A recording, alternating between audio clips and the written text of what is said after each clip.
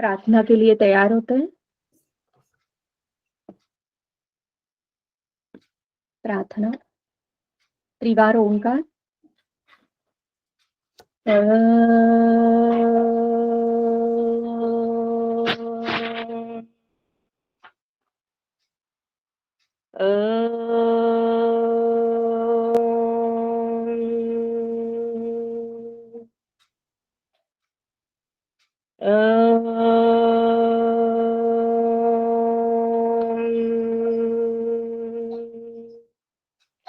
योगेन चित्तस्य पदेन वाचा मलं शरीरस्य च वैद्यकेन योपाकरोत्तं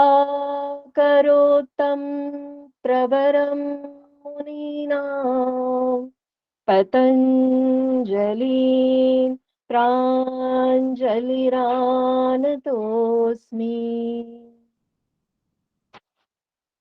प्रतिज्ञा दोहराते हैं। मैं प्रतिज्ञा करती हूँ मैं आजीवन यम नियम का पालन करूंगी।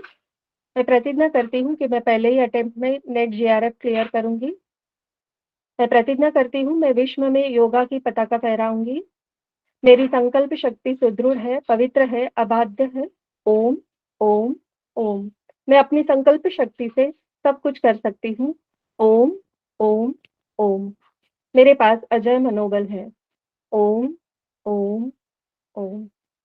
आप आंखें खोल सकते हैं। हरिओम।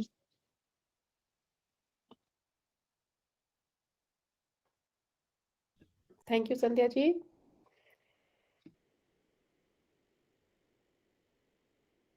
कल होमवर्क दिया था मैंने, सब करके आए हैं? जी मैम। Yes ma'am. ठीक है, चलिए।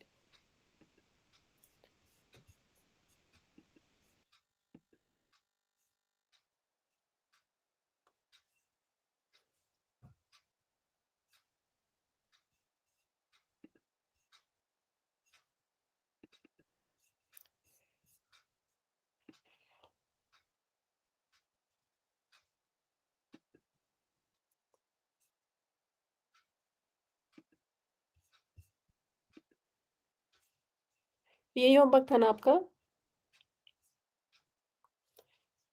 स्क्रीन दिख रहा है मेरा? Yes ma'am. ठीक है, होमवर्क यही था आपका? जी। ठीक है। पहला क्या होगा? A researcher is planning various resources to conduct research. कौन सा फेज होगा? Planning ma'am. One planning. ठीक है, वेरी गुड। किसी को इसमें कोई डाउट है कि इसमें 2 होना चाहिए या 3 होना चाहिए? फेज 2 होगा या फेज 3 होगा? कल का याद है ना? फेज 1 क्या था? Ma'am planning. Very good. Phase 2 क्या था? Data collection. Data collect. और phase 3? Analysis. Statistical analysis. Very ठीक है। A researcher is planning various resources to conduct research. अभी ये प्लानिंग फेज में है तो ये क्या हो जाएगा? फेज 1। ठीक है। A researcher has applied to get approval to conduct research from a competent authority. ये क्या होगा? फेज 1 2 3 क्या होगा? वन होगा मैम। प्लानिंग। प्लानिंग होगा। ठीक है, very good. A researcher is contacting friends to identify participant for the research. 2 यानी मैं आपको कांटेक्ट कर रही हूँ कि मुझे रिसर्च करना है, ठीक है? और प्लानिंग ही होगा मैम, प्लानिंग नहीं आएगा। Data collection. प्लानिंग ही होगा ये वाला भी। थर्ड वाला प्लानिंग होगा। Yes data collection. Data collection. Ma'am formulating a hypothesis तो नहीं होगा? फॉर्मुलेटिंग अ हाइपोथेसिस नहीं नहीं, यहाँ पे थर्ड वाला पहले अच्छे से पढ़ लीजिए। थर्ड वाला क्वेश्चन ये है कि a researcher is contacting friends to identify participant for the research. Ma'am third planning होगा ना? बताइए। डेटा कलेक्शन के लिए हो रहा है तो डेटा कलेक्शन में आएगा ना कि नहीं? बिल्कुल, ये डेटा कलेक्शन में आएगा। डेटा चाहिए जो है फ्रेंड को किस लिए कांटेक्ट कर रहा है? अपने डाटा के लिए। कांटेक्ट कर रहा है ना, अपने डेटा के लिए। A researcher is contacting friends to identify participant for the research. इसका मतलब कि प्लानिंग हो गया है, तभी तो हम अपने फ्रेंड को कांटेक्ट कर रहे हैं ना। मैंने कल आपसे कहा कि मैं एक सर्वे कर रही हूँ, वो आपसे आपके साथ शेयर करूंगी, आप उस सर्वे को भरिएगा जरूर, यही कहा था ना मैंने कल। तो आप मेरे क्या हो गए, आप पार्टिसिपेंट हो गए ना, मैं आपको आइडेंटिफाई कर रही हूँ एज ए पार्टिसिपेंट। तो इसका मतलब क्या है कि मेरा फॉर्म रेडी है, मेरा प्लानिंग कंप्लीट है, तभी तो मैं आपको बोली ना कि मैं आपसे शेयर करूंगी अपना सर्वे, और उस सर्वे को सब लोग फिल कीजिएगा, यही था ना। तो यही सेम क्वेश्चन है कि a researcher is contacting friends to identify participant for the research. तो ये क्या हो गया, ये डेटा कलेक्शन में आ गया ना आपका, फेज 2। फेज 2 हो गया फिर ये। यानी कि अगर हम पार्टिसिपेंट आइडेंटिफाई कर रहे हैं, इट मीन्स व्हाट कि प्लानिंग मेरा हो चुका है। ठीक है, यस मैम। ठीक है सबको। थर्ड नंबर, जी मैम। Yes ma'am. ठीक है। फोर्थ में है क्या, a researcher is making a tabulation of result and trying to infer them. ये क्या होगा, कौन सा फेज होगा? फेज 3 स्टैटिस्टिकल इंटरप्रिटेशन होगा ना। हाँ, तो स्टैटिस्टिकल इंटरप्रिटेशन क्या था, कौन सा फेज था? 3 था। 3 मैम। किसी को लग रहा है कि ये 2 या 1 होना चाहिए, किसी को भी?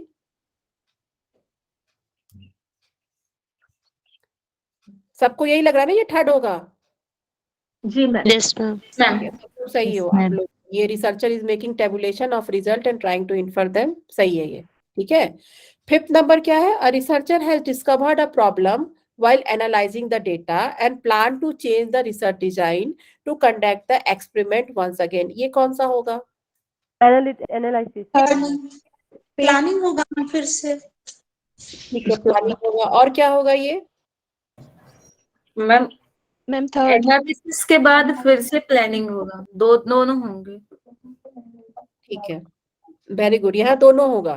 ठीक है, यहाँ इस फेज 3 भी होगा और फेज 1 भी होगा। फेज 3 इसलिए होगा क्योंकि यहाँ एनालाइजिंग हो रहा है, डेटा का हो चुका है, तो फेज 3 हो चुका है, लेकिन उसमें कुछ जो है प्रॉब्लम आ गई, तो फिर से वो जो है वंस अगेन वो फिर से रिसर्च डिजाइन बनाएगा, तो वो प्लानिंग में आ गया। ठीक है, तो यहाँ पे दोनों स्टेप हो रहा है, थर्ड भी हो रहा है और 1 भी हो रहा है, मतलब फेज 1 भी है और फेज 3 भी है। ठीक है ना, फेज 3 और फेज 1 दोनों है यहाँ पे। Yes ma'am. ओके। किसी को कोई डाउट है इस पे, नंबर 5 पे, तो बताइए। No ma'am. क्या एक बार बताइए मैम। एक बार और फोर्थ और फिफ्थ एक बार बताइए। मैं एक बार फिर से पढ़ के बता देती हूँ। ये फेज 3 क्यों है? फेज 3 इसलिए है कि researcher has discovered a problem while analysing the data. यह डेटा एनालिसिस हो रहा है ना, स्टैटिस्टिकल एनालिसिस हो रहा है ना यहाँ पे, तो इसीलिए थर्ड है। ठीक है, एंड देखिए दो सेंटेंस है इसमें, एक तो डेटा एनालिसिस के बारे में लिखा है, तो इसलिए ये फेज थर्ड है, और and plan to change the research design to conduct the experiment once again. ठीक है, ये दोनों काम हो रहा है ना। 1 मिनट रुकिएगा, मैं 1 मिनट में आ रही हूँ, आप लोग तब तक पढ़िए, मैं आ रही हूँ 1 मिनट।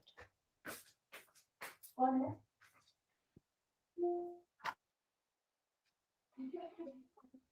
नहीं, किसी का इसमें काम खुल गया है, लेकिन भैया को की वो छोड़ रहा है। हाँ, वो छोड़ना है, तो खाने को दे सकते हैं, बहुत काम। हाँ, वही अच्छे से मैं याद करूँ।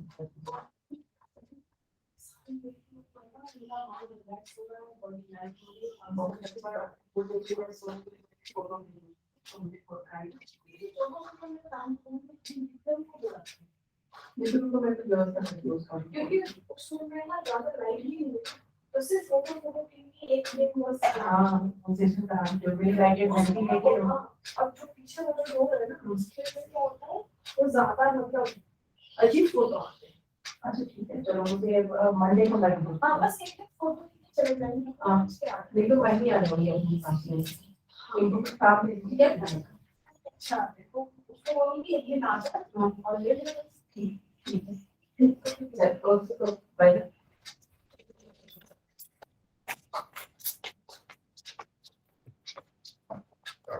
सॉरी।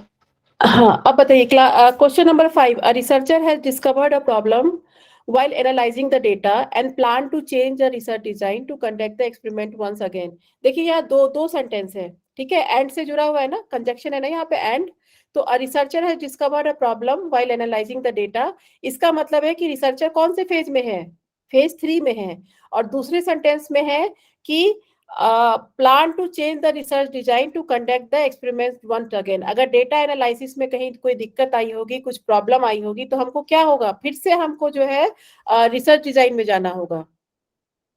ठीक है। मैम एक्सक्यूज मी, इसमें स्टैटिस्टिकल एनालाइज और एनालाइज एंड इंटरप्रेट ये दोनों है, मतलब फेज 3 के ये 2 पार्ट आ रहे हैं इसमें, फेज हाँ 3 हाँ के हाँ, ये 2 पार्ट है क्या?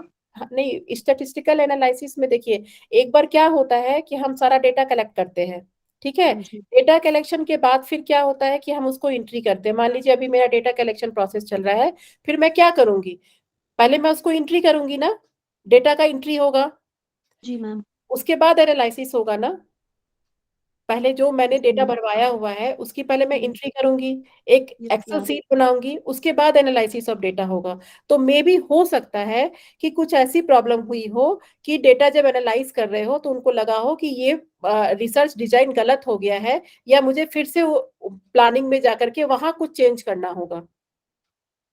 ठीक है, इसके बहुत सारे रीजन हो सकते हैं, अभी रीजन में हम नहीं जाएंगे। ठीक है, तो यहाँ 2 सेंटेंस है ना, एक तो जो है वो एनालिसिस ऑफ डेटा भी चल रहा है, मैं डेटा एनालिसिस भी कर रही हूँ, और उस समय एक प्रॉब्लम भी आ गई, तो उस प्रॉब्लम को सॉल्व करने के लिए मुझे लगा कि मुझे वहां रिसर्च डिजाइन चेंज करना होगा, मुझे उस रिसर्च डिजाइन में कुछ चेंज करना होगा एक्सपेरिमेंट को सही करने के लिए। तो फिर क्या हुआ कि एक बार तो मैं डेटा एनालिसिस की तो वो फेज 3 हो गया, और एक बार फिर मैं प्लान की कि मुझे जो है उस रिसर्च में रिसर्च डिजाइन फिर से कुछ उसमें चेंजेस करना है, तो फिर मैं क्या करूंगी, फिर फेज 1 में जाऊंगी ना। अगर मैं वहां प्लानिंग को कुछ डिस्कस, जैसे इसको इस तरह से समझिए, बहुत सारी चीज क्या होता है कि जब हमारा इथिकल कमेटी हो जाता है, सब कुछ हो जाता है हमारा मतलब सारा पेपर वर्क क्लियर हो जाता है, तो रिसर्च क्या है ना, एक रिफाइनमेंट प्रोसेस है। ठीक है, रिफाइनमेंट कहने का मतलब है कि हो ऐसा तो नहीं है कि हमने मतलब अब उसमें कुछ चेंज नहीं कर सकते हैं, हमें उसमें रिसर्च डिजाइन का चेंज करना भी अलाउ रहता है, लेकिन परमिशन लेने के बाद। मान लीजिए मुझे लगा कि जो मैं टूल्स यूज कर रही हूँ, अगर उसमें मैं एक और टूल्स यूज कर लूं, मतलब मैं डिप्रेशन एंजाइटी चेक कर रही हूँ, मान लीजिए मैं उसमें जो है एक बच्चों का बिहेवियर भी देखूं कि बच्चों का बिहेवियर कैसा होता है। ठीक है, तो उसमें एक बिहेवियर का भी मैं असेसमेंट टूल लगा दूं, तो उसके लिए मुझे फिर से परमिशन लेना होगा कि मैं अपने रिसर्च डिजाइन में ये चेंज कर रही हूँ। ऐसा नहीं है कि एक बार रिसर्च डिजाइन पास हो गया तो फिर उसके बाद हम उसको कुछ कर नहीं सकते, उसमें हम फिर से चेंजेस कर सकते हैं, लेकिन जो भी जहां जहां से हमने परमिशन लिया है वहां हमें इन्फॉर्म करना होता है कि देखो यहाँ पे हम चेंज कर रहे हैं हम। ठीक है, तो फिर से मैं रिसर्च डिजाइन में जा रही हूँ ना, फिर तो मैं अपने प्लानिंग प्रोसेस में जा रही हूँ ना, चेंज ही कर रही हूँ, लेकिन क्या कर रही हूँ, मैं फिर से प्लानिंग प्रोसेस में जा रही हूँ। ठीक है, हाँ जी। मान लीजिए 3 सीढ़ियां हैं, ठीक है, आप इसको ऐसे समझिए, घर में 3 सीढ़ियां हैं, आप 3rd सीढ़ी पे हैं। ठीक है, वो 3rd फेज मान के चलिए। अब आपको लगता है कि फिर से आपको जो है कुछ काम के लिए पहले सीढ़ी पे जाना होगा, तो वो तो पहला सीढ़ी ही कहलाएगा ना, वो 3rd सीढ़ी तो नहीं कहलाएगा। तो इसी जी तरह मैम। यहाँ रिसर्चर जो है जब डेटा एनालिसिस कर रहा है तो वो फेज 3 में है, लेकिन उसको एनालाइजिंग में उसको कुछ प्रॉब्लम आती है, तो उसको लगता है कि नहीं, उसको फिर से रिसर्च डिजाइन चेंज करना होगा, तो वो फिर से रिसर्च डिजाइन चेंज करने जाएगा वंस अगेन, तो फिर कहाँ चला गया, फेज 1 में। तो ये यहाँ दोनों काम हो रहा है, ये फेज 3 भी है और फेज 1 भी है। आया समझ में? जी मैम। मैम मुझे जी। ये तो समझ में आ गया, जैसे आप फेज 1 फेज 2 फेज 3, ठीक है। हाँ सो हाँ फेज 3 के भी 4 पॉइंट्स है ना, स्टैटिस्टिकल एनालिसिस एनालाइज है ना। तो बिल्कुल। पहले तो वो ये इसमें गया स्टैटिस्टिकल एनालिसिस, फेज 3 हो गया ये। हाँ फिर हाँ उसके बाद जब उसने उस प्लान को चेंज करा, अगेन उसको डिजाइन कंडक्ट करना है, तो फेज 1 में जाएगा। तो हाँ हाँ फेज 1 में जाएगा, फेज 1 का कौन सा वाला part, identify and defining the research problem again, ये हाँ, था। बिल्कुल बिल्कुल। वो वो रिसर्च डिजाइन में कुछ भी हो सकता है, रिसर्च डिजाइन में हो सकता है उसको मान लीजिए कि हाइपोथेसिस ही चेंज करना है, मान लीजिए कोई असेसमेंट टूल ऐड करना ओके है, मैम। या मान राइट। लीजिए कोई रिसर्च डिजाइन में सब कुछ आ गया। Okay ma'am, okay okay, got it. ठीक है, तो वो कुछ भी यहाँ पे क्लियरली मेंशन नहीं किया उसने चेंज क्या किया, यहाँ सिर्फ लिखा कि उसने रिसर्च डिजाइन उसको फिर से चेंज करना पड़ा। ठीक है, मैम 4th लाइन का थोड़ा बताइए एक बार, एक लाइन में। ये 4th क्वेश्चन। हाँ, 4th making a tabulation of results means क्या? अच्छा अच्छा, देखिए अभी मैंने आपको बताया ना कि मेरा फेज 2 चल रहा है, मैं डेटा कलेक्ट कर रही हूँ, ठीक है। जी एक डेटा प्री कलेक्ट कर रही हूँ, एक डेटा पोस्ट कलेक्ट कर रही हूँ। तो इसमें क्या हो रहा है, प्री और पोस्ट कलेक्शन में फिर उसको मैं एक जगह पर, मुझे अब अगर उसको एनालिसिस करना होगा तो मैं क्या करूंगी, एक एक्सेल सीट बनाऊंगी, जी क्योंकि मैं डेटा ऑफलाइन ले रही हूँ। मेरे लिए हम्म, पॉसिबल नहीं है कि स्कूल में हर बच्चे को मैं मोबाइल दे दूं या हर बच्चे को मैं लैपटॉप दे दूं, पॉसिबल नहीं है ना मेरे लिए। तो मैं पेपर में उनसे, पेपर पेंसिल फॉर्म में जो है, मैं उनसे क्वेश्चन भरवा रही हूँ कि बच्चे तुम ये क्वेश्चन भरो, ये मतलब 7 क्वेश्चन तुम्हारे है, ये मतलब ये तुम्हें, एक तो मैं तुम्हें योगा सेशन के पहले दे रही हूँ, एक बाद में दे रही हूँ। तो हमारा सैंपल साइज जैसे मान लीजिए कि मेरा 100 है, 100 है, ठीक है। तो अब डेटा को मैं एक जगह लाऊंगी ना, एक टेबुलेशन बनाऊंगी ना उनका एक्सेल सीट पे, नहीं तो जी मुझे कैसे पता चलेगा, मैं कैसे काम करूंगी जब तक मैं उसको एक जगह पे एक एक्सेल सीट में नहीं डालूंगी। जैसे मान लीजिए एमडीएनवाई में आप लोग 250 स्टूडेंट हैं, ठीक है, तो आपका कहीं ना कहीं एक्सेल सीट होगा ना, जो आप गूगल फॉर्म भरती हैं, उसमें कहीं ना कहीं उसमें एक एक्सेल सीट का भी ऑप्शन आता है, ठीक जी है। तो उसमें हर आपका नाम होगा, आपका डिटेल होगा, ताकि हमें पता चले कि किस, अगर मुझे कल को जानना है एमडीएनवाई से की टीम से कि किस स्टेट के लोग ज्यादा हैं, तो हम कैसे जानेंगे, एक्सेल शीट से हो। ये एक्सेल सीट से हमें पता पता लगेगा।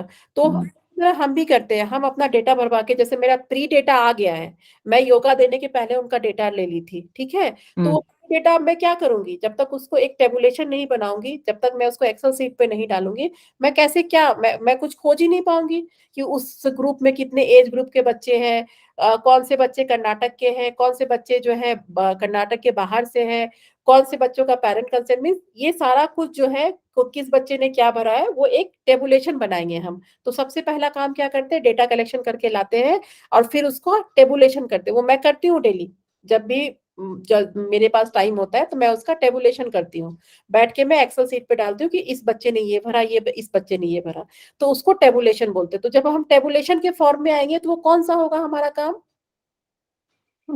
फेज 3 फेज 3 होगा, क्योंकि हम यहाँ कलेक्शन का तो काम नहीं कर रहे हैं।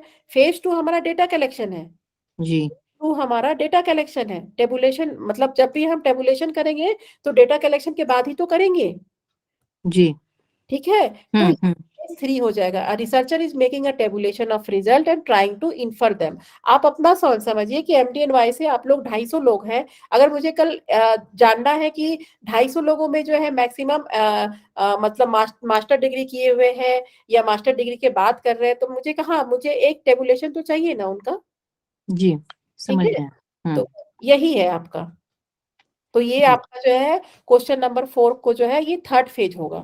जब आप टेबुलेशन बना रहे हैं, इसका मतलब आप स्टैटिस्टिकल एनालिसिस में हैं। देखिए इसमें लिखा हुआ है trying to infer them, okay tabulation के साथ साथ tabulation of result and trying to infer them, ठीक है। ओके हाँ ठीक है, थैंक सबको क्लियर है, कोई ऐसा जिसको नहीं क्लियर है तो मैं फिर से बताऊंगी आपको। मैम प्लीज ना एक बार फटाफट फर्स्ट सेकंड थर्ड बता दीजिए, गेस्ट थे ना, मैं सुन नहीं पाई। फटाफट मैम प्लीज। मैं फटाफट बताती हूँ आपको। फर्स्ट देखिए, फर्स्ट में क्या दिया है, researcher is planning various resources to conduct research. तो यहाँ कौन सा प्रोसेस चल रहा है, प्लानिंग का प्रोसेस चल रहा है ना, फेज 1 मैम। फेज 1 चल रहा है। क्लियर हाँ है जी आपको, कुछ नहीं समझाना है। हाँ जी मैम। सेकेंड देखिए, a researcher has applied to get approval to conduct research from the competent authority. कल मैं आपको बताई थी कि जब हमारा डिजाइन तैयार हो जाता है तो ऐसा नहीं है कि हम रिसर्च करना शुरू कर देते हैं, हमें कमिटी से, ऑथोरिटी से, जो भी है, जो मतलब हमारी पैनल में है, उनसे हमें जो है अप्रूवल लेना पड़ता है। तो अभी अभी तक मैं कौन से फेज में हूँ, फेज मैम 1 है ये भी, आई फेज थिंक 1 में, डिजाइन वाला। हाँ फेज में आ गया, ठीक है। हाँ अ जी हाँ जी। Researcher is contacting friend to identify participant for the research. अब हम पार्टिसिपेंट चाहिए, ठीक है। पार्टिसिपेंट क्या हो गया यहाँ पे, सैंपल जिसपे हमें रिसर्च करना है, ठीक है। तो अब अगर एक रिसर्चर जो है अपने फ्रेंड को कांटेक्ट कर रहा है पार्टिसिपेंट के लिए कि अरे भाई तुम, मैं, मुझे स्कूल में करना है, तुम कोई एक स्कूल को जानते हो जो मुझे रिसर्च अलाउ कर दे, तो इसका मतलब क्या है कि मेरा डेटा कलेक्शन, हाँ जी ma'am, second phase. Second right phase, got it. ठीक है। राइट। हाँ जी। Researcher is making tabulation of result and trying to infer them. यहाँ टेबुलेशन ऑफ रिजल्ट और इन्फर देम हो रहा है, तो ये कौन सा फेज हो गया, phase 3। Phase three 3। Phase, third phase. Third phase हो गया। कोई दिक्कत यहाँ तक, नंबर 4 तक। No ma'am got it, thank you ma'am. Okay, ma'am second वाला बताइए ना please. A researcher has applied to get approval to conduct research from the competent authority. देखिए, मैंने आपको कल बताया था ना कि मेरा रिसर्च डिजाइन पूरा हो गया, ठीक है। अब रिसर्च डिजाइन, जो रिसर्च प्रपोजल मेरा पूरा हुआ है या ब्लूप्रिंट ऑफ रिसर्च जिसको बोलते हैं, उसको क्या है, हमने जो कहानी तो लिख दिया, मैंने रिसर्च प्रपोजल बन गया, लेकिन हमें जो है उसे अप्रूवल लेना पड़ता है। हम रिसर्च कमेटी होती है, डिफरेंट डिफरेंट कमेटी से अप्रूवल लेना पड़ता है। जैसे हमारे यहाँ क्या होता है, डेटा कलेक्शन करने के पहले 3-4 अथॉरिटी होती है, 3-4 कमेटी होती है, जिससे हमें अप्रूवल लेना होता है कि ये मेरा रिसर्च डिजाइन है, मेरा रिसर्च डिजाइन, मेरा फेज 1 कंप्लीट हो चुका है, अब मुझे अप्रूवल चाहिए, ठीक है। तो वो जब मुझे लिख के देते हैं कि हाँ ये आपका अप्रूवल है, you go ahead with your study, वो कुछ ऐसा लिख के देते हैं, तो फिर क्या होता है, तब फिर हम डेटा कलेक्शन स्टार्ट करते हैं। तो यहाँ पे ये बोला जा रहा है कि researcher has applied to get approval to conduct research from the competent authority. मतलब एक रिसर्चर का डिजाइन बन चुका है, रिसर्च डिजाइन, सिनॉप्सिस, जो भी आप कहते हैं, वो रेडी है, ठीक है। To get approval to conduct research from the competent authority वही हो गया आपका, जो कल मैं बताई थी आपको। जैसे आपको इथिकल कमिटी से लेना पड़ता है, जो आपकी यूनिवर्सिटी की कमिटी है उनसे लेना पड़ता है, तो ये सारे अप्रूवल के बाद ही तो हम डेटा कलेक्शन स्टार्ट करते हैं ना।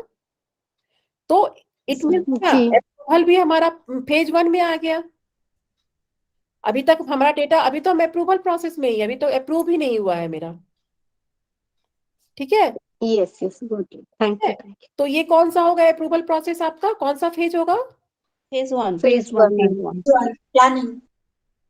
ठीक है, अभी भी वो प्लानिंग प्रोसेस में है। प्लानिंग मतलब जब तक हमें अप्रूवल नहीं मिलेगा, हम सेकेंड फेज में जा ही नहीं सकते, डेटा कलेक्शन हो ही नहीं सकता हमारा, ठीक है। अब देखिए थर्ड यस नंबर मैम में, थर्ड नंबर में कोई प्रॉब्लम किसी को? थर्ड में किसी को कोई प्रॉब्लम, कोई दिक्कत? नो ठीक। फोर्थ में किसी को कोई प्रॉब्लम हो? देखिए, अगर कोई प्रॉब्लम है तो आप आराम से पूछिए, आप 10 बार भी पूछेंगे तो मैं आपको कोशिश करूंगी कि मैं आपको बिल्कुल समझा पाऊं, ठीक है, लेकिन ये समझ में आना चाहिए आपको। फोर्थ में किसी को प्रॉब्लम? नो मैम फिफ्थ में question? No ma'am no ma'am no ma'am, but मेरा एक क्वेश्चन है हाँ हाँ मैम। जैसे आपने फिफ्थ वाले में बताया कि थर्ड फेज के बाद तुरंत हम मतलब जब हमें फिर से रिसर्च डिजाइन को हम्म करना होता है, फेज फर्स्ट में हम फिर से पहुंच जाते हैं, तो हम्म ऐसे करके तो हमारी फिर से, जैसे हम फेज थर्ड में जब पहुंचते हैं तो लगभग हमारा थर्ड ईयर डल जाता है, हम्म हम्म तो ऐसे हमारा फिर से हमें 3 साल और लगेगा, तो इस बेस पे रिसर्च जो है वो खिंच जाती है, तो 5 साल के अंदर अगर वो रिसर्च कंप्लीट करनी है तो वो ऐसे करके उसका टाइम खिंच जाता है, मीन्स 6 साल 7 साल तक इस बेस पे हो जाता है जो लंबी रिसर्च आपकी है। थोड़ी आवाज क्लियर नहीं आ रही है, थोड़ा क्लियर आप, थोड़ी क्लियर नहीं आ रही है आवाज आपकी।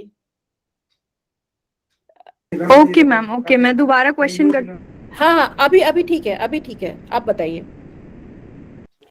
मैम मैं ये पूछ रही हूँ कि जैसे आपने बताया कि थर्ड जो फिफ्थ नंबर का जो पॉइंट है उसमें है कि हम थर्ड फेज में चल रहे होते हैं, उसके बाद फिर हम फिर से फर्स्ट में पहुंच जाते हैं, अपने उसको रीफ्रेज कर रहे होते हैं अपने रिसर्च डिजाइन को। हाँ हाँ जी मैम, तो ऐसे लगभग वो थर्ड ईयर चल रहा होता है हमारा हाँ रिसर्च का, तो इस बेस पे उसको फिर से पूरा नया नए सिरे से हम स्टार्ट करते हैं, तो ऐसे वो 3 साल 4 साल फिर से वही प्रोसेस लगती है, तो मीन्स बहुत ज्यादा टाइम जो खिंचता है किसी भी रिसर्च में, वो इस बेस पे भी टाइम इंक्रीज हो सकता है हमारा। बिल्कुल बिल्कुल। देखिए क्या होता है, रिसर्च जो है ना, ऐसा नहीं है कि आपने पढ़ा, एग्जाम दे दिया, आपका रिजल्ट आ गया, आप पास हो गए, ठीक है। इसमें आपको प्रैक्टिकली सब कुछ, अगर आप एक्सपेरिमेंटल रिसर्च करते हैं ना, तो बहुत बारी ऐसा होता है कि हम रिसर्च कर चुके होते हैं, फिर से हमें पता चलता है कि नहीं वहां पे ये गलती हुई थी, फिर से हमें करना होता है, ठीक है। जी तो मैम ये भी होता है, ऐसे भी बहुत सारे कैंडिडेट है कि जिनकी रिसर्च पहली बार में जो है उन्होंने एक सुटेबल मेथड नहीं लिया, या हो सकता है कि कुछ कुछ भी प्रॉब्लम हो सकता है पूरे डिजाइन में, तो बहुत बारी ऐसा होता है कि उनको फिर से करना होता है। उसका वे आउट यही होता है कि उसको फिर से करना होता है। लेकिन ये रेयर होता होगा ना, ये मतलब रेयर होता है, रेयर होता होगा। रेयर होता है। जैसे कि मान लीजिए अभी हाल फिलहाल में ही एक हमारे यहाँ पे हुआ है कि जो हम असेसमेंट टूल यूज करते हैं ना मैम, उसमें क्या होता है कि आपको बहुत सारे टूल्स फ्री ऑफ कॉस्ट होते हैं, फ्रीली आप यूज कर सकते हैं। जैसे मैं बार बार आपको बोल रही हूँ ना, डिप्रेशन का एग्जांपल दे रही हूँ, एंजाइटी का एग्जांपल दे रही हूँ। मान लीजिए कोई डिप्रेशन की ऐसी स्केल है जिससे हम डिप्रेशन नापते हैं, उसको हम असेसमेंट टूल बोलते हैं। मान लीजिए कोई ऐसा टूल हम यूज कर रहे हैं जिसके लिए हमें परमिशन चाहिए, या जिसके लिए हमें उस साइंटिस्ट को पे करना होगा। ठीक है, तो अब हमने पे नहीं किया, उससे परमिशन भी नहीं लिया, और हमने अपने अपने रिसर्च में यूज कर लिया। हो सकता है ऐसा, ठीक है। तो उस केस में क्या होता है, उस केस में क्या होता है, यानी तो उनको पैसे देने होते हैं, उस साइंटिस्ट से परमिशन लेना होता है, या नहीं तो अगर उस साइंटिस्ट अगर आपको कुछ भी इंफॉर्मेशन नहीं दे रहा है, आपके मेल का रिप्लाई नहीं दे रहा है, आपके फोन का रिप्लाई नहीं दे रहा है, तो उस केस में क्या होता है कि आपको फिर से एक कमिटी से वे आउट लेना होता है। नहीं तो फिर से आपको वो स्केल का जितना भी, क्योंकि आपका रिसर्च हुआ है, तो वो रिसर्च अभी भी होल्ड पे है। समझ रहे हैं? तो रिसर्च मतलब जब भी आप रिसर्च करती है ना, मैंने कहा ना, एक सिस्टमैटिक और साइंटिफिक प्रोसेस है, हर चीज में एक सिस्टम है। अगर आप असेसमेंट टूल भी यूज कर रही है तो आपको देखना होगा कि वो आपका फ्री में आपको वो असेसमेंट टूल मिल रहा है, या आपको परमिशन लेके करना है, या आपको उसके पैसे देके ये करना है। बहुत सारा रिसर्च पेपर क्या होता है, हमें परचेज करना पड़ता है पढ़ने के लिए। तो फिफ्थ पॉइंट में वो यही बताना चाहता है कि अगर मतलब उसका कुछ ऐसा प्रॉब्लम हो गया तो उसे दोबारा से रिसर्च करना पड़ेगा। हाँ, उनको रिसर्च डिजाइन चेंज करना होगा, लेकिन रिसर्च डिजाइन चेंज करने के पहले भी यहाँ पे सिस्टम है, सिस्टमेटिक है, कि यहाँ पे जिससे हमने परमिशन लिया हुआ है, जैसे मान लीजिए आईसी ने मुझे परमिशन दे दिया है कि आप अपना डाटा कलेक्शन शुरू करो, मुझे फिर से उसे इन्फॉर्म करना होगा कि देखो मैं अपने रिसर्च डिजाइन में ये चेंज कर रही हूँ। फिर उनको मेल करके बताना होगा कि मैंने रिसर्च डिजाइन में क्या चेंज किया, फिर उनका अप्रूवल लेना होगा, फिर वो बोलेंगे कि ठीक है आप अपना रिसर्च डिजाइन में ये चेंज कर सकते हैं। उसके बाद फिर से, क्योंकि वो परमिशन बहुत जरूरी है, आप कुछ भी चेंज करते हैं, एक माइनर, मतलब आप इस चीज को इस तरह से समझिए कि आपका कुछ भी चेंज करते हैं, वो अपने सैंपल का एज चेंज करते हैं, या सैंपल कलेक्शन डेटा आपको कहाँ से करना है, ये सब पूरा पहले ही आपको बताना होता है जब आपका रिसर्च प्रपोजल बनता है। अगर उसमें कुछ भी चेंजेस कर रहे हैं तो फिर से आपको सारी कमेटी को इन्फॉर्म करना होता है कि ये हम चेंज कर रहे हैं अपने रिसर्च में, और हम चेंज कर सकते हैं कि नहीं। फिर उनका आता है कि ठीक है आप चेंज कर सकते हैं, आप अपने रिसर्च में आप आगे आगे बढ़िए। तो फिर जो है रिसर्चर जो है वो चेंजेस लेके आता है। ये ऐसे चलता है प्रोसेस। इसीलिए रिसर्च करते समय हर चीज हमें गाइड से पूछ के करना चाहिए। और अगर आपको सब कुछ पता है, ठीक है, अगर आप पेपर बहुत अच्छे से पढ़ चुकी है, लिटरेचर रिव्यू बहुत अच्छे से कर चुकी है, तो ये सब प्रॉब्लम नहीं आती। प्रॉब्लम तभी आती है जब आपका नॉलेज पूरा नहीं होता है। अब जैसे मान लीजिए मैंने आपको असेसमेंट टूल के बारे में बता दिया कि कुछ असेसमेंट टूल फ्री होते हैं जिसके लिए हमें कोई परमिशन नहीं चाहिए होता रिसर्च में यूज करने के। अब जो मैं असेसमेंट टूल यूज कर रही हूँ वो फ्री नहीं है, वो पेड है, और मैं मतलब और मैं अपने रिसर्च में यूज कर रही हूँ, तो ये अनइथिकल प्रैक्टिस है ना।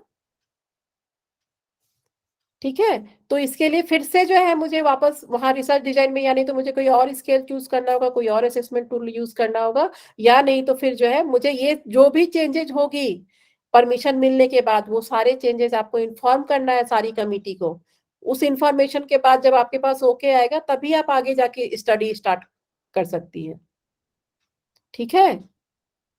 Okay ma'am ma'am. मेरा एक क्वेश्चन है कि जैसे ना बहुत सारे मैसेजेस वगैरह आते हैं कि आप इस राजस्थान यूनिवर्सिटी आप पीएचडी कर लीजिए, ठीक है। उनके बोलने के तरीके से कि आपने सिर्फ यूनिवर्सिटी 3-4 बार विजिट करना है साल में, कुछ नहीं, इतना मतलब इजी वे में वो बोलते हैं ना कि मतलब it's not a big task. तो और आप तो बता रही हो कि कितना कुछ प्रोसेस होता है, क्या होता है, तो ये क्या है फिर इन मतलब क्यों है? क्या होता है कि आगे मैं ना आपको पढ़ाऊंगी जर्नल्स के बारे में। तो क्या होता है कि बहुत बारी जो है ना, जर्नल्स तीन ही, मतलब आप जब भी जो भी रिसर्च करती हैं उसको जर्नल पब्लिकेशन में भी जाना होता है। ठीक है, मान लीजिए जो मैं रिसर्च कर रही हूँ, जो मैं स्टडी कर रही हूँ, उसको हम जर्नल में छपवाते हैं।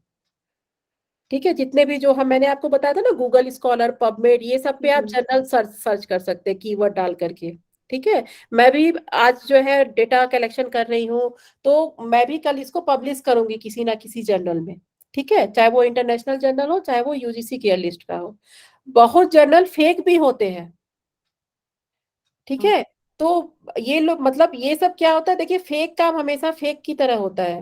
हो सकता है आपको वो डिग्री दे दे, हो सकता है आपसे पैसे ले ले उसके लिए, ठीक है। और उस डिग्री को लेने के बाद जब आप किसी जॉब के लिए, बहुत बारी आप देखते होंगे ये सब न्यूज में आता है कि इस यूनिवर्सिटी को फेक मान करके इसको ब्लैकलिस्ट कर दिया गया है, अब वहां की मान्यता खत्म कर दी गई है। बहुत बारी, और आजकल ऐसे न्यूज बहुत आ रहे हैं, ठीक है। तो हमें कभी भी इन सब चीजों में नहीं फंसना चाहिए, क्योंकि क्या होता है वो डिग्री तो आपको दे देते हैं, लेकिन जिस दिन भी जो है वो यूनिवर्सिटी फंसती है, उस दिन सबसे पहले किसी का कैरियर या किसी का फ्यूचर बर्बाद होता है। आप पैसे से भी जाती हैं, टाइम से भी जाती है, नॉलेज से भी जाती हैं, क्योंकि कोई आपको घर बैठे डिग्री दे रहा है तो आपको नॉलेज नहीं होती है ना उस चीज की। आप देखिए कितना छोटा छोटा चीज होता है रिसर्च में, है ना? तो ये सब चीजें क्या है कि हमें कभी भी इन सब चीजों में नहीं फंसना चाहिए। कभी भी हमें आपको मैं रिसेंटली न्यूज बताती हूँ कि निमहांस का न्यूज है ये कि एक बहुत हायर पोस्ट पे थे, मतलब एक डॉक्टर वहां पे।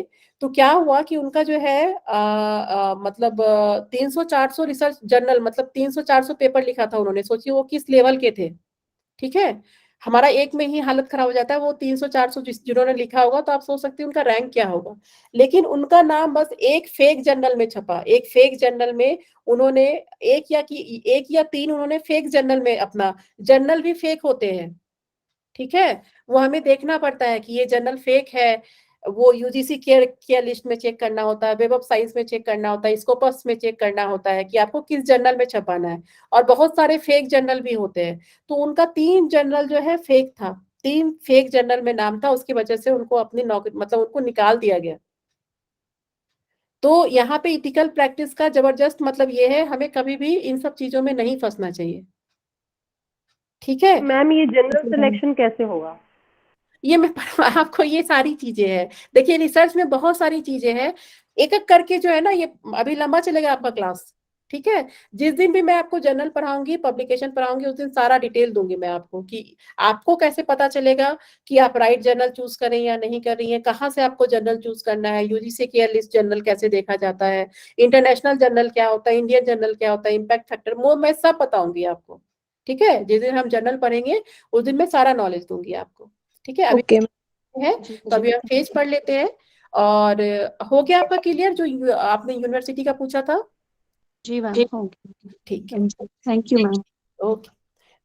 तो अब ये लास्ट क्वेश्चन है कि a researcher communicated his research finding to a journal for publication, ये क्या होगा बताइए, कौन सा फेज होगा? Third phase. डेजिग्नेशन। अभी मेरा डेटा एनालिसिस था, अभी मेरा डेटा एनालिसिस हो गया, डेटा एनालिसिस से जो है मेरा जो है रिजल्ट आ गया, रिजल्ट आने के बाद फिर मैं क्या करूंगी, उसको पब्लिश करूंगी किसी ना किसी जर्नल में, डेजिग्नेशन। और जर्नल हमारे पास 3 सोर्स ही होते हैं। एक तो यूजीसी केयर लिस्ट है, आप ऐसे यूजीसी केयर लिस्ट करके भी सर्च करेंगे तो आपके पास खुल जाएगा। उस यूजीसी केयर लिस्ट में जो भी जर्नल है, ठीक है, वो सारे जर्नल जो है ऑथेंटिक है, उसमें आपको कोई फेक जर्नल नहीं मिलेगा। अगर वो जिस जर्नल में आपको पेपर छपवाना है, अगर उस वो यूजीसी केयर लिस्ट में वो जर्नल का नाम है, इसका मतलब वो राइट जर्नल है, ठीक है।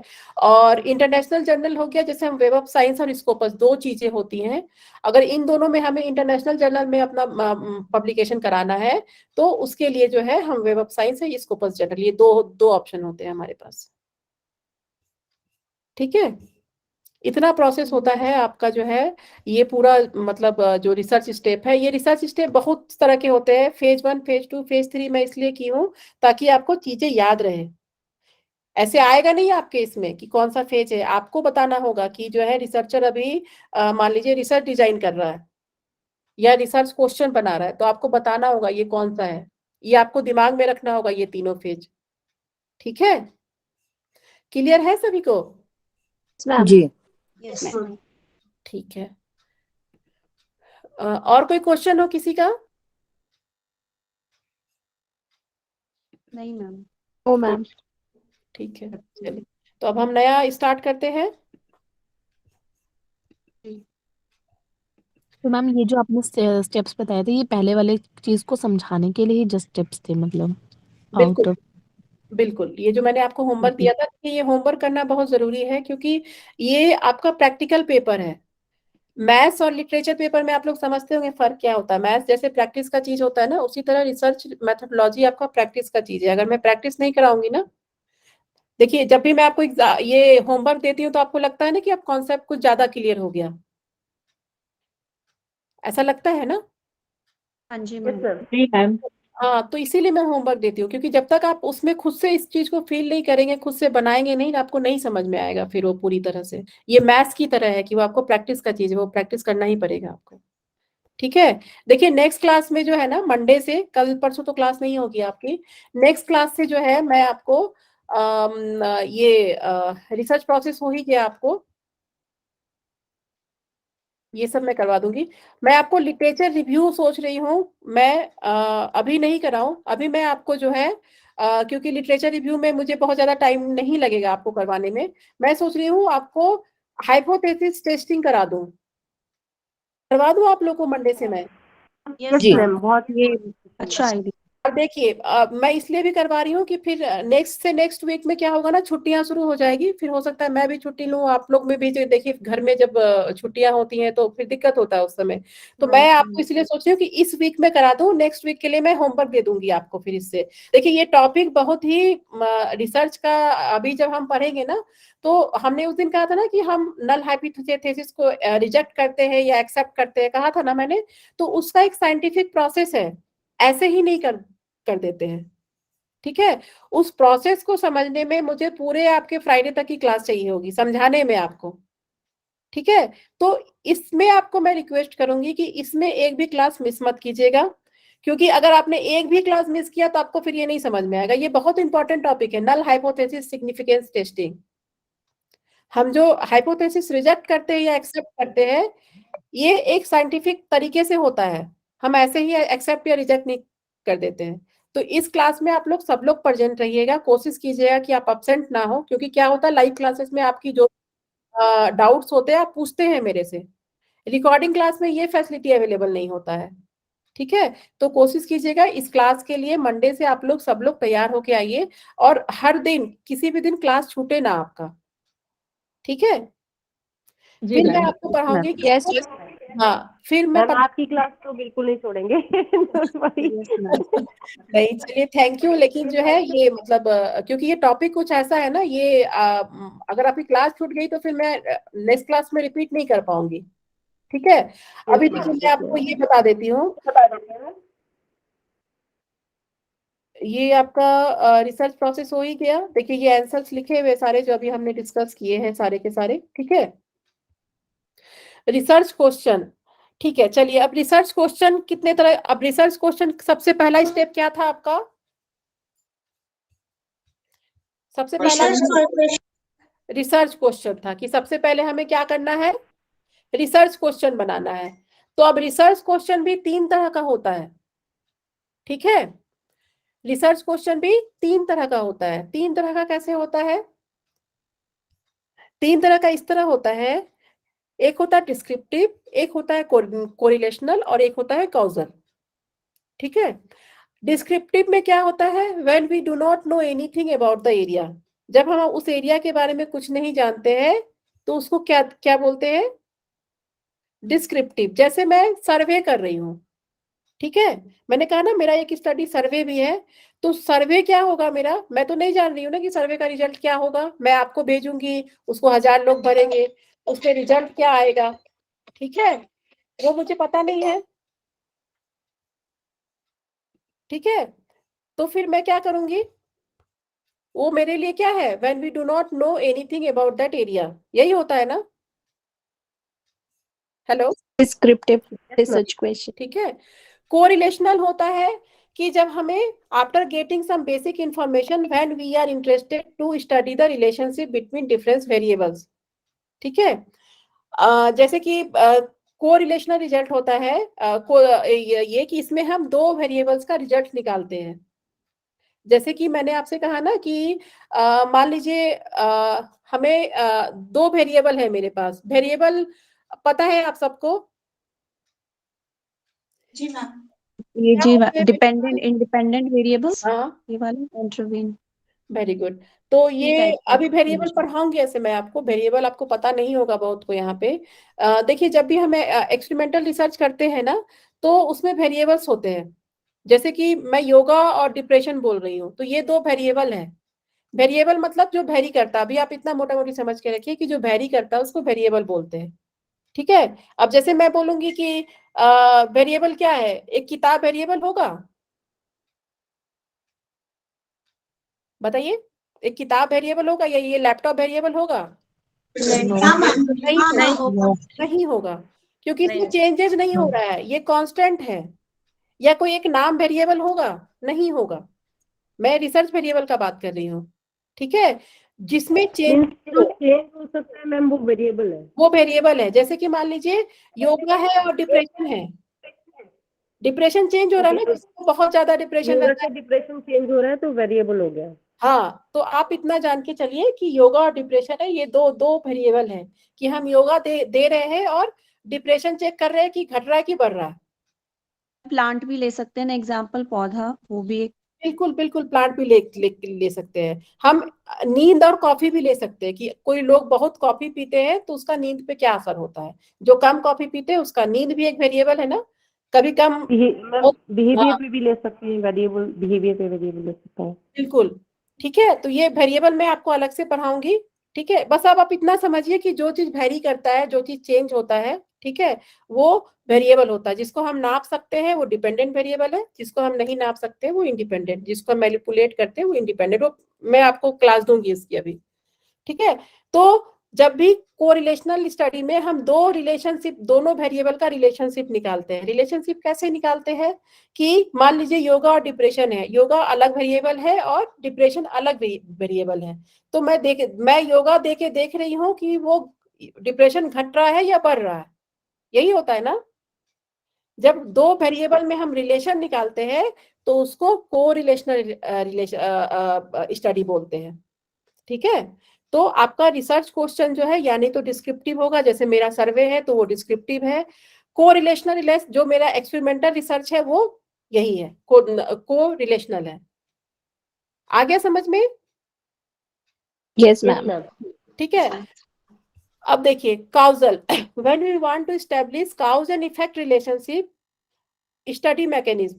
अब देखिए काउजल क्या होता है, काउजल होता है कि मान लीजिए कि जैसे मैंने देखिए यहाँ पे एग्जांपल दिया हुआ है कि does practice of trataka improve concentration. ठीक है, ट्राटका हम किस लिए करते हैं, कंसंट्रेशन के लिए करते हैं।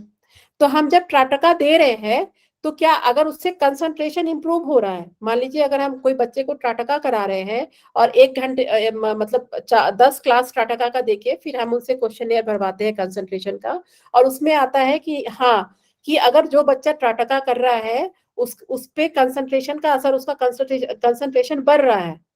ठीक है, मतलब इसमें एक वेरिएबल का जो है दूसरे वेरिएबल पे असर देखते हैं।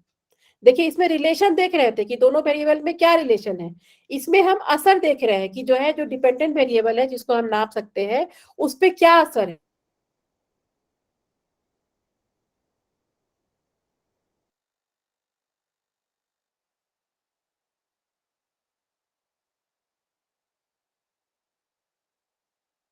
मैम वॉइस ऑडिबल नहीं है। वॉइस ऑडिबल नहीं है?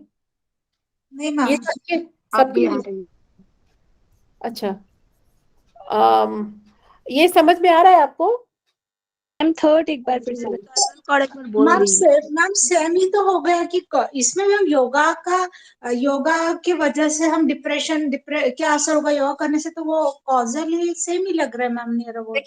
देखिए मैं आपको बताती हूँ कि आप इसको जो है ऐसे समझिए, कॉजल आप रहने दीजिए, कोरिलेशनल को मैं ऐसे आपको समझाती हूँ कि मैं चाय बहुत पीती हूँ, ठीक है, अब मुझे लगता है कि चाय पीने से नींद कम आती है। ठीक है, तो इसमें क्या हो रहा है, एक हम रिलेशनशिप निकाल रहे हैं ना, या नहीं तो ये पॉजिटिव रिलेशनशिप होगा या नहीं तो निगेटिव होगा, या नहीं तो नींद घटेगा या नहीं तो नींद बढ़ेगा। देखिए यहाँ पे एक रिलेशनशिप निकाल रहे हैं, यहाँ पे एक जो है ना हम कॉजल में जो है हम इफेक्ट देख रहे हैं कि वो इम्प्रूव हो रहा है या मतलब इम्प्रूव नहीं हो रहा है, ये हम चेक कर रहे हैं। लेकिन कोरिलेशनल में हम एक रिलेशनशिप क्रिएट कर रहे हैं कि जो लोग, मान लीजिए हम, मेरा रिसर्च टॉपिक है कि जो लोग चाय बहुत पीते हैं उनको नींद कम आती है, तो चाय और नींद में एक रिलेशनशिप निकाल रहे हैं ना हम। जी मैम। ठीक है, कि जो लोग चाय बहुत, मान लीजिए मैंने एक रिसर्च किया, रिसर्च में निकला कि जो लोग चाय बहुत पीते हैं उनको नींद नींद जो है कम आती है। ठीक है, तो इसमें क्या है, एक मतलब जो लोग ज्यादा चाय पी रहे हैं उसको कम नींद आ रही है, तो एक निगेटिव कोरिलेशन हो रहा है ना, कि इधर ज्यादा बढ़ रहा है और इधर घट रहा है, मतलब जो ज्यादा चाय पी रहा है उसका नींद घट रहा है। तो एक रिलेशनशिप निकाले ना, हमने एक रिलेशनशिप निकाला ना यहाँ पे। ठीक है, मतलब एक बढ़ रहा है तो एक कम कम हो रहा है एक इसका। कम हो रहा है। ठीक है, जो चाय बहुत ज्यादा पी, आवाज नहीं आ रही ma'am. Your voice is not audible.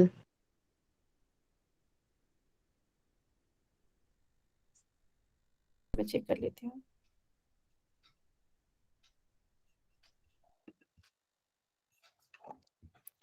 अभी भी नहीं आ रही है? मैम अभी स्टार्ट हुई अब आ गए मैम। अब आ गई? अच्छा, जब वॉइस ना आए तो बता दीजिए मुझे। तो मैं अभी आपको कोरिलेशनल में जो है ये एग्जांपल दे रही थी कि जिसका जो है मतलब एक रिलेशन निकाल रहे हैं कि एक घट रहा है तो एक बढ़ रहा है, या नहीं तो दोनों घट रहा है दोनों बढ़ रहा है। अगर दोनों घट रहा है दोनों बढ़ रहा है तो पॉजिटिव होता है, और एक घट रहा है एक बढ़ रहा है तो वो निगेटिव रिलेशनशिप होता है। ठीक है, हम एक रिलेशनशिप निकाल रहे हैं इसमें, समझ रहे हैं आप लोग? जी मैम। और कॉजल में क्या होता है, कॉजल में जो रिसर्च क्वेश्चन होता है उसमें हम डिपेंडेंट वेरिएबल, मतलब एक वेरिएबल पे देख रहे हैं कि उसका असर क्या हो रहा है, उसको ठीक कर रहा है उसको खराब कर रहा है, मतलब इस तरह से हम चेक करते हैं। उसमें घटना बढ़ना नहीं चल रहा है कहानी। ठीक है, जैसे ट्राटका क्या हो रहा है, ट्राटका को हम बढ़ा रहे हैं तो कंसंट्रेशन बढ़ रहा है, ये हम नहीं देख रहे हैं। जो बच्चा ट्राटका कर रहा है उसका कंसंट्रेशन इंप्रूव हो रहा है, ये देख रहे हैं। Only effect is there then. हाँ, only effect is there, that is the right sentence, that only effect is there, there is no relationship। इसमें कोई रिलेशनशिप बिल्ड नहीं हो रहा है कि हम ट्राटका बहुत दे रहे हैं तो बहुत कंसंट्रेशन हो जा रहा है, हम ट्राटका बहुत कम कर दे रहे हैं तो बहुत, इस तरह से नहीं हो रहा है। लेकिन अगर हम इसकी बात करें, जैसे मान लीजिए इसमें यहाँ पे लिखा हुआ है कि what is the relation between number of hour spend for preparing for an exam and the exam marks. ठीक है, आप इससे मत समझिए, चाय कॉफी का एग्जाम्पल, चाय और नींद का एग्जाम्पल सबसे बढ़िया है आपके लिए, कि अगर हम चाय ज्यादा पी रहे हैं तो क्या हो रहा है, हमारा नींद कम हो रहा है। ठीक है, और जो लोग चाय नहीं पी रहे हैं उनका नींद जो है अच्छा हो रहा है। ठीक है, तो एक रिलेशनशिप क्रिएट हो रहा है। कोरिलेशनल हमेशा यानी तो पॉजिटिव होता है या निगेटिव होता है, जो रिजल्ट आता है उसका। ठीक है, और डिस्क्रिप्टिव में क्या है कि जो भी हम सर्वे वगैरह करते हैं जिसके बारे में हमें कुछ भी नहीं पता होता है, ये भी क्वालिटेटिव डेटा पे ही, मतलब मेनली इसका यही जो भी अधिकतर डिस्क्रिप्टिव रिसर्च, अभी इसका भी आगे, मतलब इसका इससे जितने भी रिलेटेड रिसर्च है ना वो हम आगे करेंगे बात अभी। ठीक है, डिस्क्रिप्टिव हो गया, कोरिलेशनल हो गया या कॉजल हो गया। ठीक है, तो आपको इतना तो समझ में आ गया ना कि डिस्क्रिप्टिव, कोरिलेशनल और कॉजल क्या है। जी मैम। जी मैम। ठीक है, तो ये जो है, जो मेरा पहला रिसर्च है जो सर्वे है वो डिस्क्रिप्टिव में आ जाता है। कोरिलेशनल रिजल्ट मेरा जो है, जो मैं एक्सपेरिमेंटल रिसर्च कर रही हूँ वो मेरा कोरिलेशनल रिसर्च है। और कॉजल रिसर्च होता है जब हम उसका जो है, जब इफेक्ट देखते हैं कि उसका दूसरे वेरिएबल पे क्या इफेक्ट हो रहा है। मैम सारे सर्वे जो रहेंगे वो डिस्क्रिप्टिव में ही आएंगे? हाँ हाँ, सर्वे जितने भी होंगे सारे डिस्क्रिप्टिव आएंगे आपके। अब जैसे मान लीजिए आपको जानना है कि what is the prevalence of diabetes in the country, तो अब prevalence of diabetes in the country क्या मतलब, इंडिया में कितने डायबिटिक लोग हैं आपको क्या पता उसके बारे में? व्हेन यू, ये लिखा है ना, when we do not know anything about that area, हमें नहीं पता है ना कि what is the prevalence of diabetes in the country. अगर मुझे पता करना हो तो ये क्वेश्चन तो हमें नहीं पता है। तो इस तरह से जो क्वेश्चंस होते हैं या इस तरह के जो रिसर्च होते हैं उसको डिस्क्रिप्टिव रिसर्च बोलते हैं। जैसे आप सर्वे वगैरह करते हैं, सारी सर्वे आपकी डिस्क्रिप्टिव रिसर्च में ही आती है। मैम अगर ये स्टेटमेंट अगर ऐसा होता कि क्या इंडिया में मैक्सिमम वुमेन डायबिटिक हैं, हाँ तो हाँ, कोरिलेशनल हो जाता? नहीं, कोरिलेशनल में देखिए हमेशा वेरिएबल होगा आपका, एक कंट्रोल सेटिंग में होगा। ये एक्सपेरिमेंटल रिसर्च है दोनों, ये कोरिलेशनल रिसर्च और कॉजल ये रिसर्च, ये दोनों जो है एक्सपेरिमेंटल रिसर्च है। इसमें 2 वेरिएबल जरूर होने चाहिए। ये कंट्रोल सेटिंग में होगा, ह्यूमन इंटरवेंशन होगा, जो उसका कैरेक्टरिस्टिक मैं पहले बताई थी। क्वेश्चन का आंसर हम खुद ढूंढ ना मैम, हाँ है ना मैम? इस हाँ क्वेश्चन का हम आंसर हमें खुद ढूंढना है कि एक्सपेरिमेंट हो जाएगा। हाँ, ये एक्सपेरिमेंटल होगा क्योंकि इसमें वेरिएबल आ रहे हैं ना आपके, 2 वेरिएबल आ रहे हैं ना आपके। ये देखिए मैं एग्जाम्पल आपको दी हूं उसके लिए, मतलब समझने के लिए। देखिए दो वेरिएबल, जब भी आपका एक्सपेरिमेंटल रिसर्च होगा तो उसमें क्या क्या बताया था मैंने कि उसमें वेरिएबल्स होंगे, इंडिपेंडेंट वेरिएबल और डिपेंडेंट वेरिएबल। ठीक है, उसमें आपका ह्यूमन इंटरवेंशन होगा या एनिमल का यूज होगा, कोई भी लिविंग थिंग्स का यूज होगा। ठीक है, तीसरा क्या क्या क्या बताई थी मैं आपको, वेरिएबल्स होंगे, लिविंग ऑर्गेनिज्म जो यूज होंगे और एक कंट्रोल सेटिंग में होगा। ठीक है, तो ये जो है आपका एक्सपेरिमेंटल रिसर्च ही पढ़ रहे हैं अभी हम यहाँ पे। तो में ओके हाँ, मैम। तो जो भी आपके जो है मतलब ये इस तरह के क्वेश्चन है, जो भी सर्वे है, जो भी ये है, एक आपको मैं लिस्ट दे दूंगी कि डिस्क्रिप्टिव में कौन कौन आता है, कौन कौन से जो है कौन कौन से जो है आपके जो मतलब एक्सपेरिमेंट है या कौन कौन से रिसर्च है जो डिस्क्रिप्टिव में आते हैं, कौन कौन से है जो इसके और भी एग्जाम्पल मैं तैयार कर दूंगी और आपको होमवर्क दे दूंगी इसका। ठीक है, ताकि ये चीज आपको और क्लियर हो जाए। ठीक है, ओके मैम। तो ये जो भी आपका रिसर्च क्वेश्चन है वो 3 तरह का होगा, डिस्क्रिप्टिव होगा, कोरिलेशनल होगा या कॉजल होगा। डिस्क्रिप्टिव में बता दी आपको, इसमें बता ही थी कि इसमें 2 रिलेशन या नहीं तो घटेगा या नहीं तो बढ़ेगा। कॉजल में क्या होगा, उसका इफेक्ट देखेंगे हम। ठीक है, कि उसका इफेक्ट क्या हो रहा है। ये 3 आपका रिसर्च क्वेश्चन जब भी बनाइएगा तो ये रिसर्च क्वेश्चन आपके 3 चीज आएंगे उसमें। ठीक है, मैम। तो आज हम नेक्स्ट क्लास से मंडे से, अभी मैं लिटरेचर रिव्यू आपको बाद में पढ़ाऊंगी। ठीक है, कैसे करते हैं क्या होता है, आपको नेक्स्ट क्लास मंडे से आप लोग मतलब अटेंटिव रहिएगा। और हम लोग बहुत ही क्रूशियल टॉपिक है वो जो मैं पढ़ाऊंगी आपको, टेस्टिंग ऑफ नल हाइपोथेसिस। ठीक है मैम होमवर्क जरूर दीजिएगा मैम, उससे थोड़ा सा और ज्यादा ब्रेन खुलता नहीं, है। होमवर्क करने से ना वो आपको समझ में ज्यादा, मतलब ये देखिए रिसर्च प्रैक्टिकल चीज है, इसीलिए मैं होमवर्क देती हूँ आपको। ये ऐसा नहीं है कि हमने याद कर लिया और हो गया, ये याद करने वाला चीज नहीं है। ठीक है, तो आप लोग जो है नेक्स्ट क्लास में होमवर्क करके आइएगा। हाँ, और मैम जब आप होमवर्क देते हैं ना तो स्कूल वाली फीलिंग आ जाती है।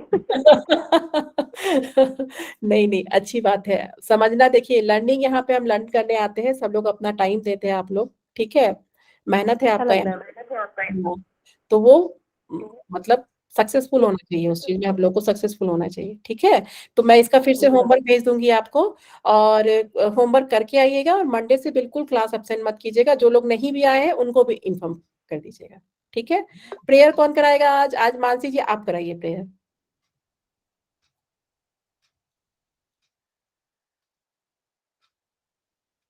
मानसी जी है यहाँ पे? जी जी मैम। हाँ चलिए। सभी कमर गर्दन सीधा करके बैठेंगे जहाँ है वहां। जो भी आज हमें पढ़ाया गया है उसका मन ही मन में ध्यान करेंगे।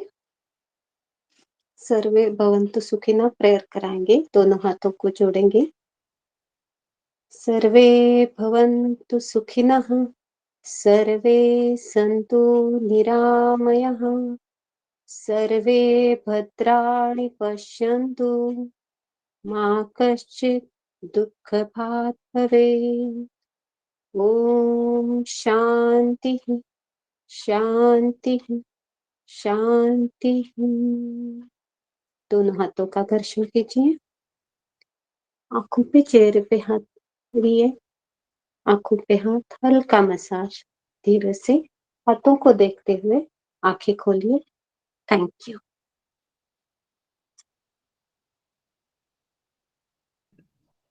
हेलो, चलिए, थैंक यू मानसी जी।